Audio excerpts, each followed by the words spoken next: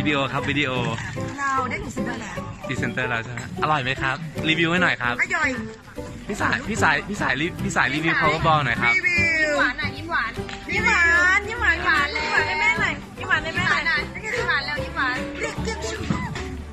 วันนี้จะมันเลยหลานละคุยบ้านมากินดีเหลือเกินสุดยอดการรีวิวดูเด็กอ้วนเด็กอ้วนเงา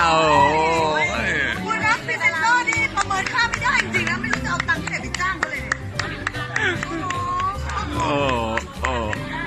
แต่คนนั้นกินจะหมดลูกแล้วนะคะใจดีด้วย